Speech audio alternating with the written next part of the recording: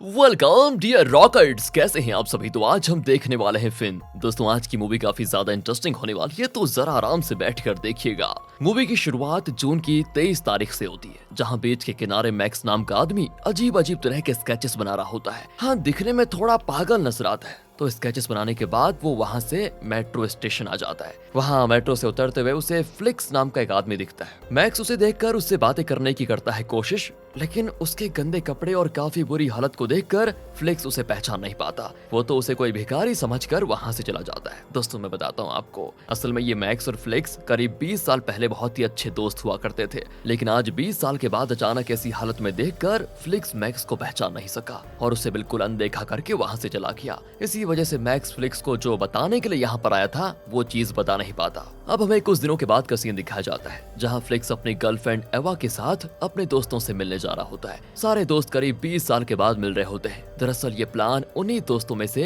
एक सारा नाम की लड़की ने बनाया होता है। कहती है कि साल का न्यू ईयर हम सारे पुराने दोस्त मिलकर मनाएंगे। यही वजह है कि फ्लिक्स एवा के साथ उसी न्यू ईयर को सेलिब्रेट करने के लिए वहाँ पर जा रहा है। रास्ते में वो एवा को अपने दोस्तों के बारे में भी बताता है, क्योंकि एवा कभी भी फ्लिक्स के किसी भी दोस्त से नहीं मिली थी और ये पहली बार होगा जब वो फ्लिक्स के दोस्तों से मिलने वाली है, इसलिए बड़ी एक्साइटेड होती है। और बातचीत में फ्लिक्स एवा को अपने सारे दोस्तों के बारे में बताता है सिवाय मैक्स के। उसके बारे में वो एवा से कह देता है कि वो थोड़े अजीब किस्म का बंदा है, तो उसके बारे में जानने की तुम्हें जरूरत ही नहीं है। अब आगे फ्लिक्स और बाकी सारे दोस्त रफा नाम के दोस्त के केबिन में आकर मिल जाते हैं, क्योंकि यहीं पर न्यू ईयर सेलिब्रेट किया जाएगा। वहाँ फ्लिक्स की मुलाकात उसकी पुरानी गर्लफ्रेंड मराथा से होती है, जिसने अब रफा से शादी कर ली है और उसके 2 बच्चे भी हैं। वो अपने दोनों बच्चों को अपनी माँ के घर छोड़कर आई हुई है, ताकि न्यू ईयर की पार्टी में कोई दखल अंदाजी ना हो। तो वहीं सारे दोस्त एवा से मिलकर भी बड़े खुश होते हैं। सभी दोस्त तो यहाँ पहुंच चुके हैं, लेकिन मैक्स अभी तक यहाँ पर नहीं पहुंचा। फ्लिक्स और बाकियों को तो फर्क ही नहीं पड़ता मैक्स से। दोस्तों कहते हैं कि अच्छा वो नहीं आया,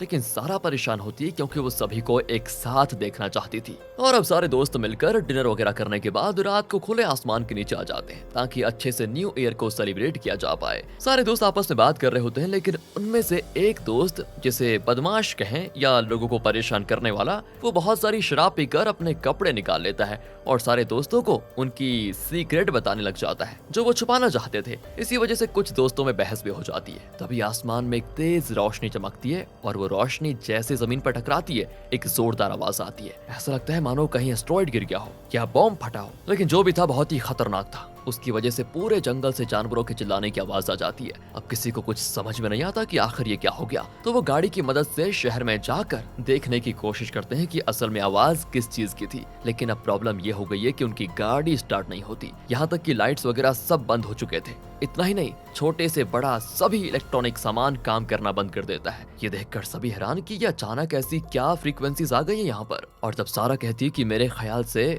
ये सब मैक्स कर रहा होगा, वो हमें डराने की कोशिश कर रहा है, उसी ने हमें यहाँ बुलाया है ताकि हमने जो उसके साथ किया था उसका बदला वो ले पाए। और दोस्तों अब इस चीज से सभी को पता चल जाता है और हमको भी कि यहाँ बुलाने का प्लान सारा का नहीं बल्कि मैक्स का था। वो सभी को एक साथ यहाँ पर बुलाना चाहता था। एवा कहती है कि आखिर ये मैक्स का मैटर क्या है, कोई मुझे बताएगा भी। और तब सभी उसे बताते हैं कि आज से 20 साल पहले हमने मैक्स को अजीब तरह का नशीला पदार्थ खिला दिया था, जिससे वो पागलों जैसी हरकतें करने लगा। वो यहाँ तक कि ये दावा करने लग गया कि दुनिया खत्म होने वाली है, सब मारे जाएंगे वगैरह वगैरह। उसी के बाद उसका दिमागी संतुलन थोड़ा सा बिगड़ गया। हाँ, हम मानते हैं कि हमसे गलती हो गई, लेकिन मुझे नहीं लगता कि ये मैक्स का काम होगा। एक झटके में सारे इलेक्ट्रॉनिक चीजों को बंद कर देना ये किसी इंसान का काम, हाउ इज इट पॉसिबल, नहीं हो सकता किसी का भी। और अब सुबह होते ही हमें यहाँ के शहर को देखना होगा कि वहाँ का हाल क्या है। अगली सुबह जैसे सभी की आंख खुलती है, मराठा काफी ज्यादा टेंशन में होती है, क्योंकि रफा रात को अचानक से कहीं गायब हो गया था। मराठा को इसलिए टेंशन हो रही थी क्योंकि रफा उसका पति जो था यार। ये सुनकर सारे लोग हैरान हो जाते हैं कि ऐसे कैसे गायब हो गया,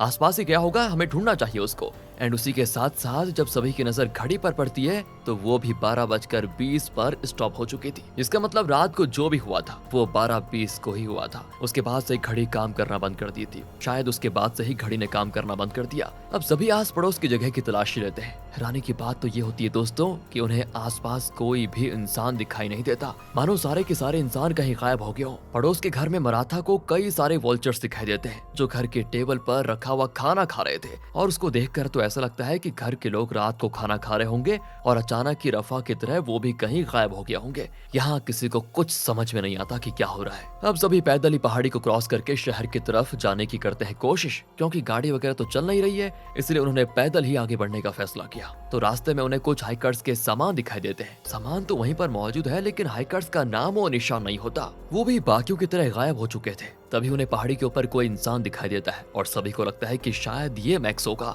इसलिए सारे लोग उसे आवाज लगाते हैं। लेकिन वो इंसान तो ऐसे देखकर भाग जाता है मानो वो कोई चोर हो और पकड़े जाने के डर से भाग निकला हो। सभी ये देखकर भी हैरान हो जाते हैं। अब सारे लोग उस अनजान इंसान के पास जा रहे होते हैं ताकि उससे पूछ सके कि यहाँ पर क्या चल रहा है, अचानक से लोग कहाँ गायब हो गए, क्योंकि इस पूरे इलाके में उन्हें बस यही एक इंसान दिखाई देता है। लेकिन पहाड़ी पर आने के बाद उन्हें वहाँ कोई भी इंसान दिखाई नहीं देता, शायद वो भी गायब हो गया होगा। तभी जिस पतले रास्ते से वो सभी आगे बढ़ रहे थे, वहाँ से अचानक कई सारे पहाड़ी बकरे आने लग जाते हैं। अब ये देखकर तो सारे के सारे घबरा जाते हैं कि एक तो रास्ता इतना पतला, ऊपर से नीचे खाई, फिर सारे पहाड़ से चिपक जाते हैं। लेकिन एक दोस्त डेविड बकरों के नीचे आ जाता है, लेकिन इससे पहले कि वो खाई में गिरता, समय रहते बाकी दोस्त उसे बचा लेते हैं। तब बकरों के जाने के बाद डेविड को उसकी गर्लफ्रेंड कहीं दिखाई नहीं देती, क्योंकि अब वो भी गायब हो गई थी। ये देखकर तो बेचारा डेविड वहीं पर रोने लग जाता है। वैसे दोस्तों, क्या आपने एक बात नोटिस की कि कल रात जो भी हुआ उससे इंसान तो गायब हो रहे हैं, लेकिन जानवरों को कुछ नहीं हुआ, वो बिल्कुल सुरक्षित हैं। चलिए जानते हैं आगे। अगले सीन में सभी को दोबारा से जानवरों के चिल्लाने की आवाज आती है। वो लोग जैसे ही वहाँ पर जाते हैं तो उन्हें एक बंद पड़ी गाड़ी दिखाई देती है, जिसके अंदर जानवरों को रखकर ले जाया जा रहा था। ड्राइवर तो गायब हो चुका था, लेकिन जानवर बेचारे गाड़ी में फंसकर चिल्ला रहे होते हैं। साथ ही फेलिक्स को वहाँ एक स्केच भी मिलता है, जिसमें एक लड़की नाव से समुद्र में कहीं जा रही थी। और दोस्तों,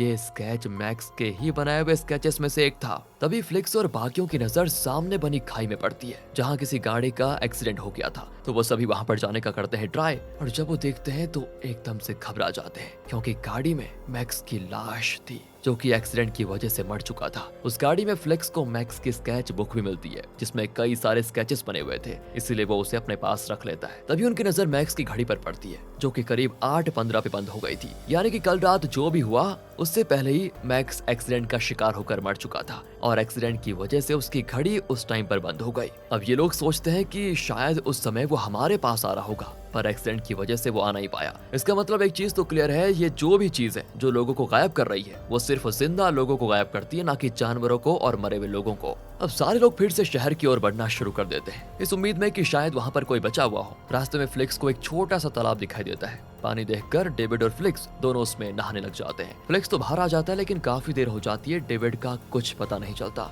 यानी कि जो चीज लोगों को गायब कर रही थी, उसने डेविड को भी गायब कर दिया। सारे लोग एकदम उदास और हैरान, उन्हें डर भी लग रहा होता है कि पता नहीं अगला नंबर किसका होगा। इस डर के साथ वो सभी दोबारा से अपना सफर शुरू करते हैं। काफी देर तक चलने के बाद उन्हें एक रेस्टोरेंट दिखाई देता है, लेकिन वहाँ भी कोई नहीं। पर खाने पीने की चीजें भरपूर होती हैं, इसलिए वो जितना हो सकता था उतनी चीजों को बैग में डालकर वहां से चले जाते हैं। किस्मत से वहां पर कुछ बच्चों की साइकिल पार्क होती हैं। बच्चे तो गायब हो गए थे, लेकिन उनकी साइकिल वहीं पर छूट गई थी, इसलिए सभी साइकिल की मदद से शहर जाने की कोशिश करते हैं। पर उनके पास जो खाने की चीजें थी ना, उसे स्मेल करते हुए कई सारे कुत्ते उनके पीछे पड़ जाते हैं, इसलिए सभी अपनी पूरी जान लगाकर वहां से भाग जाते हैं, वरना कुत्ते तो उनको खा ही जाते हैं। पर तभी उन कुत्तों को न जाने ऐसी क्या चीज दिखाई देती है कि वो उससे डर कर तुरंत वहां से भाग जाते हैं। इन लोगों को तो समझ ही नहीं आता कि कुत्ते भाग क्यों गए। पर तभी सभी को पता चल जाता है कि जिस चीज से कुत्ते डर कर भागे थे, उस चीज ने सारा को भी वहां से गायब कर दिया। यानी कि सारा भी अब गायब। अब सिर्फ फेलिक्स, एवा और मराथा ही बचे होते हैं, बाकी सारे दोस्त हो चुके हैं गायब। तीनों जैसे आगे बढ़ते हैं तो उन्हें कॉर्नफील्ड के अंदर एयरप्लेन क्रैश हुआ दिखाई देता है। फ्लेक्स जैसे ये चीज देखता है तो दंग रह जाता है, क्योंकि इस चीज का स्केच ऑलरेडी बुक में बना हुआ था। यहाँ तक कि अब तक जो भी चीजें उसके और उसके दोस्तों के साथ हुई थी, उन सब का स्केच बुक में बना होता है। फ्लेक्स तो एकदम हैरान कि यार कैसे हो सकता है ये, आखिर मैक्स को इन सब के बारे में पहले से कैसे पता चला कि ये सब होने वाला है, और फिर उसने उन सारी चीजों का स्केच बना लिया। इसका मतलब बुक में जो भी स्केचेस बने हुए हैं, वो सारी चीजें आगे होने वाली है। अब उस क्रैश प्लेन के आसपास उन्हें वहाँ कोई इंसान नहीं दिखाई देता, क्योंकि कल रात जो भी हुआ उससे प्लेन में सवार लोग गायब हो गए, और रात से ऑटो पायलट पर चलते हुए ये प्लेन का जब फ्यूल खत्म हुआ होगा तो वो इस कॉर्नफील्ड में आकर क्रैश हो गया होगा। काफी लंबा सफर तय करने के बाद वो तीनों शहर में जाते हैं, लेकिन यहाँ आकर भी उनके हाथ निराशा ही लगती है, क्योंकि यहाँ भी कोई मौजूद नहीं होता। पूरे का पूरा शहर खाली होता है। फ्लिक्स को एक घर से गन मिल जाती है, तो वो उसे अपने पास रख लेता है, जिसके बाद वो चढ़ जाकर बार बार घंटी को बजाता है ताकि आसपास अगर कोई हो तो वो यहाँ पर आ जाए, लेकिन कोई फायदा नहीं होता। तो फ्लेक्स मराठा को वो स्केच के बारे में बताता है कि सुनो, जैसा इसमें बना हुआ है वो सारी चीजें हमारे साथ हो रही है और आगे भी इनके हिसाब से ही सब कुछ होगा। कुछ महीनों पहले मेट्रो स्टेशन पर मुझे मैक्स मिला था जो मुझे कुछ बताने की कोशिश कर रहा था, लेकिन मैं उसे पहचान नहीं पाया और यही वजह थी कि उसने सभी को एक साथ बुलाया होगा ताकि वो हम सबको कुछ बता पाए कि हमारे साथ क्या क्या होने वाला है। लेकिन वो बता पाता इससे पहले एक्सीडेंट में उसकी जान चली गई। अब मुझे लगता है कि स्केच के हिसाब से मैं और तुम नाव की मदद से यहाँ से निकल जाएंगे, लेकिन उस नाव में एवा सवार नहीं है। इसका मतलब वो भी गायब हो जाएगी। ये सुनकर मराठा भी कंफ्यूज और थोड़ा हैरान होती है, यार ये क्या हो रहा है हमारे साथ। तभी उन्हें एक बच्ची के चिल्लाने की आवाज आती है। तीनों उस तरफ भागते हैं तो वहाँ पे एक बच्ची के पीछे सर्कस से भागा हुआ शेर पड़ गया था, इसलिए वो बच्ची शेर से बचकर एक नाव में छुप जाती है। मराठा उस बच्ची के पास आकर कहती कि देखो बेटा, डरने की जरूरत नहीं है, हम तुम्हें बचा लेंगे, तुम्हें कुछ नहीं होगा। लेकिन वो बच्ची वो नाव के बाहर आ पाती इससे पहले ही वो गायब हो जाती है, जिससे मराठा को समझ आ जाता है कि लोग कैसे गायब हो रहे हैं और इस चीज से वो डर कर बहुत रोती भी है क्योंकि उसके भी 2 बच्चे थे, उनका भी यही हाल होगा ये वो सोच लेती है। तभी वहाँ पर वो शेर आ जाता है। फ्लेक्स तो मराठा और एवा दोनों को नाव में सवार होने को कहता है, लेकिन मराठा इसके लिए मना कर देती है। वो उन दोनों को वहां से जाने को कहकर खुद शेर की तरफ बढ़ने लग जाती है क्योंकि उसे लगता है कि जब मेरे बच्चे ही इस दुनिया में नहीं रहे तो मैं भी जिंदा रहकर क्या करूंगी। इसके बाद वो शेर मराठा पर हमला करके उसकी जान ले लेता है। इससे अब दोस्तों स्केच में बताई हुई चीज गड़बड़ हो जाती है क्योंकि स्केच के हिसाब से मराठा और फ्लेक्स नाव से जाने वाले थे, लेकिन अब फेलिक्स और एवा ही जाएंगे। थोड़ी गड़बड़ी हो गई स्केच के हिसाब से। देखते हैं आगे क्या होता है। अब रात को फेलिक्स एवा से कहता है कि अगर अगली सुबह मैं गायब हो गया तो तुम मेरी चिंता मत करना और यहाँ से दूर चले जाना, क्योंकि दोस्तों मैं आपको बताऊं उन स्केच के आखिरी पेज में एवा भी स्केच बनी थी जिसमें वो अकेले नाव से जा रही थी। इसीलिए फ्लेक्स को लगा कि सुबह होते ही मैं कहीं गायब ना हो जाऊं। इसके बाद वो और एवा दोनों नाव में ही रात गुजारते हैं। लेकिन जैसे सुबह फेलिक्स की आंख खुलती है वो हैरान कि अरे मुझे तो कुछ नहीं हुआ, और साथ ही एवा भी वहीं पर मौजूद होती है। दोनों इससे बड़े खुश होते हैं कि हम बच गए और एक दूसरे के साथ बातें करते हुए जहां नाव उनको ले जाए वहां चल देते हैं। दोस्तों अब आप कुछ मत कहना क्योंकि इसी मिक्स फीलिंग के साथ ये मूवी यहाँ पर खत्म हो जाती है। रुकिए जरा, खत्म हो जाने के बाद भी आपके मन में कई सवाल रह रहे होंगे ऑफ कोर्स कि आखिर मूवी दिखाना क्या चाहती है। तो ना ही मूवी और ना ही इंटरनेट पर इसके बारे में कुछ जानकारी दी गई है, इसलिए मैंने एक थ्योरी बनाई है अपनी टीम से मिलकर जिससे मूवी को समझने में आसानी हो जाए। तो हम शुरू करते हैं मैक्स से। मेरे ख्याल से मैक्स कोई मामूली इंसान नहीं था। वो पागल जरूर दिखाई देता था लेकिन वो भविष्य भी देख सकता था। इसी वजह से उसने जून में ही यानी कि जून के महीने में वो स्केचेस बनाना शुरू कर दिए कि न्यू ईयर वाली रात को उसके दोस्तों के साथ क्या क्या होगा। उसे पता चल चुका था कि एक तबाही आएगी जो उसके दोस्तों और उसके साथ पूरे शहर के लोगों को गायब कर देगी। मैक्स ने सारे स्केचेस इसलिए बनाए ताकि वो अपने दोस्तों को इसके बारे में बता पाए कि अगर ऐसी तबाही आती है तो जैसा मैंने स्केचेस में दिखाया है तुम्हें वो सारे काम नहीं करने, क्योंकि अगर तुम इन स्केचेस की तरह ही करोगे काम तो तुम सबका मरना तय है। यही बताने के लिए उसने सभी दोस्तों को एक साथ बुलाया था, लेकिन वो उन्हें कुछ बता पाता इससे पहले बेचारे की एक्सीडेंट में मौत हो जाती है और सारे दोस्त उस तबाही का शिकार होकर हो जाते हैं गायब। लेकिन किस्मत से फ्लिक्स को मैक्स के स्केचेस मिले जिन्हें देखकर वो समझ गया कि ये क्या बताना चाहते हैं। उन स्केचेस के हिसाब से आखिरी में मराठा और फ्लिक्स एक साथ नाव से जाते और एवा अलग होकर दूसरी नाव से चली जाती, जिससे वो तीनों भी आखिरी में मर जाते। पर बच्ची को गायब होता हुआ देखकर मराठा डर गई और उसे अपने बच्चों की याद आ गई, इसलिए उसने खुद को शेर का निवाला बना दिया और आखिरकार इस चीज से जो कि उनके साथ होने वाली थी, जो कि मैक्स ने अपने स्केच में भी बनाया था, वो नहीं हो पाई और फ्लेक्स और एवा ने एक साथ नाव में सवार होकर अपना भविष्य बदल डाला, जिस वजह से वो दोनों बचकर नाव की मदद से दूसरी जगह जाने के लिए निकल गए इस उम्मीद में कि वहाँ सब कुछ नॉर्मल होगा। साथ ही मूवी में ये तो नहीं बताया गया कि आखिर वो तबाही क्या थी, लेकिन हम अनुमान लगा सकते हैं कि शायद वो कोई एलियन वगैरह होगा जो सारे इंसानों को गायब कर रहा था। लेकिन अपना भविष्य बदलकर फ्लेक्स और एवा ने खुद को उन एलियन से बचा लिया। उम्मीद है आपको अच्छा लगा होगा ये सुनकर। Well you are also intelligent bro, तो अपना भी कॉमेंट्स में दे दीजिए क्या व्यू। मिलते हैं आपसे अगली वीडियो में, ध्यान रखिएगा अपना। Thanks for watching.